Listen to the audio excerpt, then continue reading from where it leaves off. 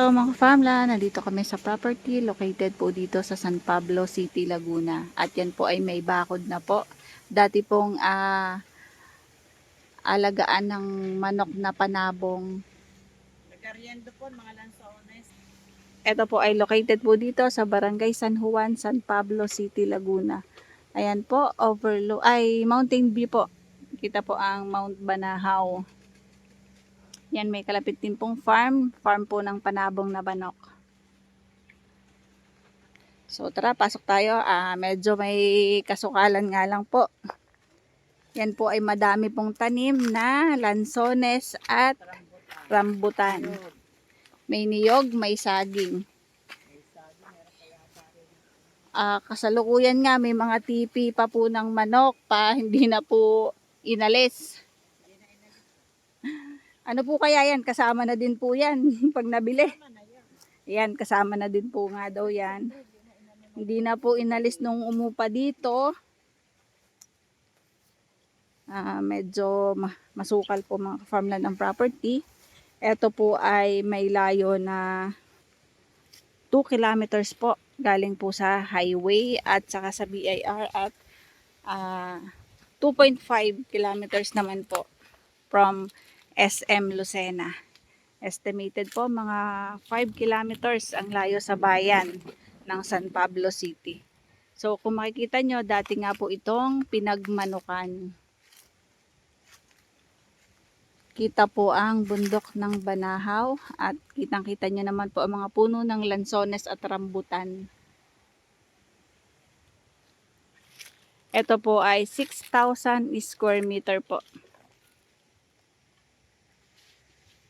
Titulado, clean title, buhay pa po ang nakapangalan sa titulo.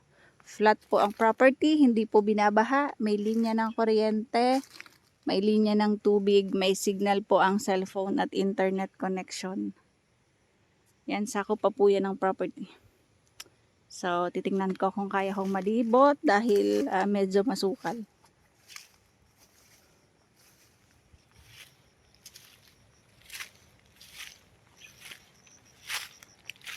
Madaming tanim.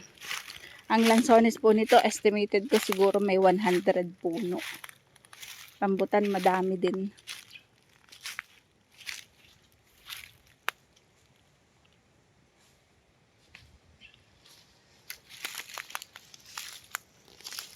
Pero na daan yata ito Ito po ay may bakod na. Ayan po yung lansones. Ito po ang lansones po nila na nakatanim dito ay mga longkong po. So ito po yung boundary ng property, may bakod na po, may barbed wire. Yan po oh. Ibang property na po yung sa kabila, yung rambutanan. So ayan po yung pinaka-property. Ito pong property po mga farmland ay libot po ng bakod. So ayan po ang guyabado. Once po ito mapalinis, maganda na po ito mga farmland. So yung umupa dati dito, hindi na po niya kinuha yung kanyang mga tipi. Hindi ko lang po alam kung anong dahilan, bakit di niya na kinuha. Ayan, hanggang dun pa po yung property at may boundary po doon na yun nga po, may bakod po doon. So estimated po na tanim na lansones nito ay aabot po ng 100 at yun din pong mga rambutan niya madami.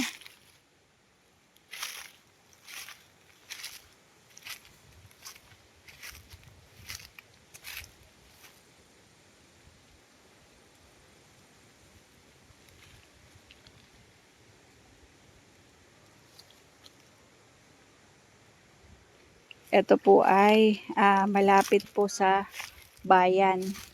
So, yun nga lang pong papasok dito, yung pinaka right of way po, hindi pa cemented, konting rough road pa lang po. Estimated po, yun po ay may layo po sa pinaka cemented road na 200 meters.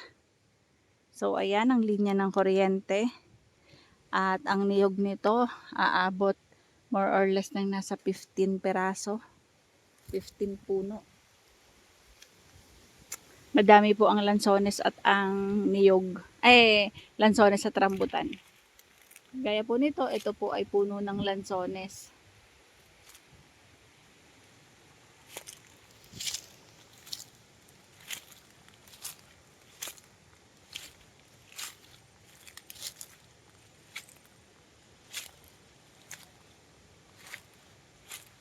Ayan. Boundary po niyan mga ka-farmland, yung pong may mahogany. Tsaka yung pong may niyog. So, pasensya na po kayo kasi hindi ko po malibot itong pinaka-property at masukal po talaga. Natatakot ako baka mamaya may mga kaibigan tayo dyang natutulog.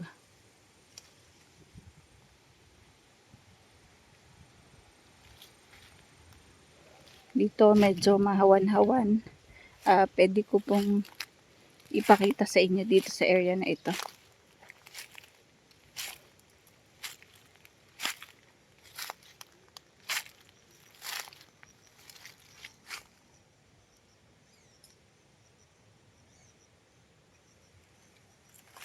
Okay din po itong property kasi po nga patag, malapit po sa bayan. Tapos madaming tanim. Madami pong fruit bearing. At ito po ay kita po ang bundok po ng Banahaw. Madami din pong mamunga ang mga nyog. Meron pong guyabano, bayabas.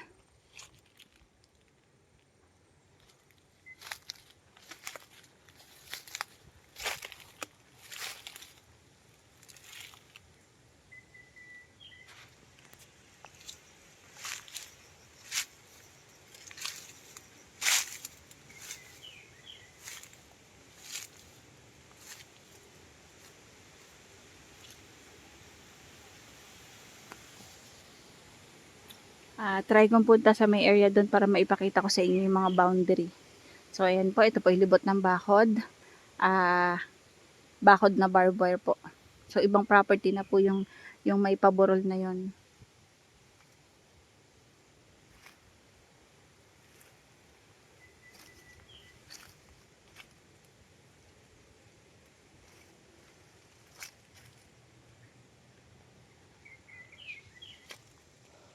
Estimated po, ang nyog po nito ay nasa 15 puno at ang lansones po abot po ng 100.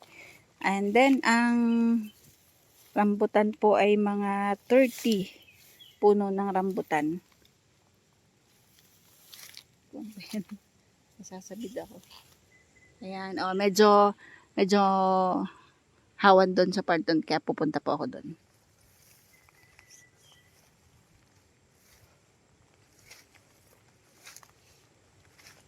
Ito mga farmland ay located po dito sa Barangay San Juan, San Pablo City, Laguna po.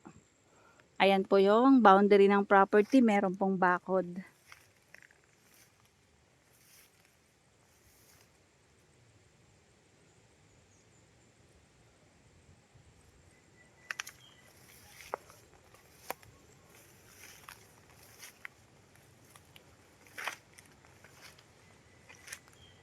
Ayan.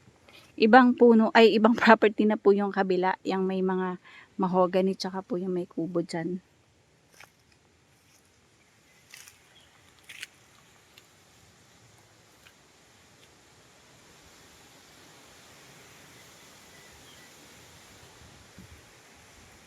Ayan, nakakatuwa kasi ang daming mamunga ng nyog. Tapos isa pa pong kagandahan dito, mahangin. So presko po dito, kahit po mainit, ang lakas po ng hangin. So napakaginhawa. Sarap matulog ng nakaduyan. Yan po, hanggang dun po yung property. May bakod po. May barbed wire. Yan po ang mga puno po ng lansones.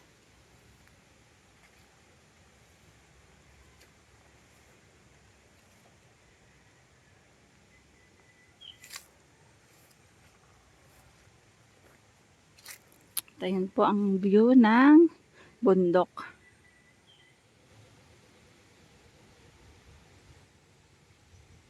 Ayan po sa mga naghahanap po ng mga buyer na ang gusto po ay dito po sa San Pablo City, Laguna. Ito po ay 6,000 square meter po, 1,500 pesos per square meter. Clean title po, buhay po yung nakapangalan sa titulo. Estimated po nito yung from cemented road, yung papasok dito sa property, rough road pa nga lang po, mga 200 meters lang naman po yun. So, maiksi lang siya. Tapos ang kagandahan dito ay libot na po ng bakod na barbed wire.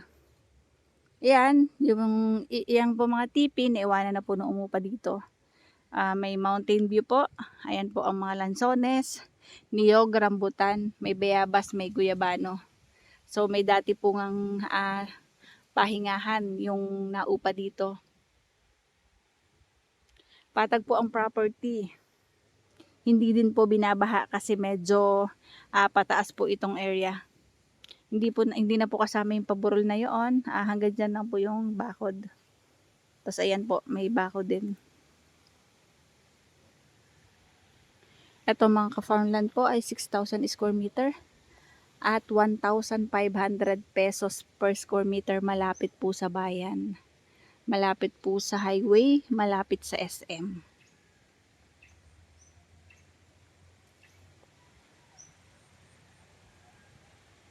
Thank you mga farmland. Bye-bye po. See you for the next videos. God bless po sa ating lahat. Bye-bye. Maraming salamat po sa aking followers, subscribers, and viewers. Bye-bye.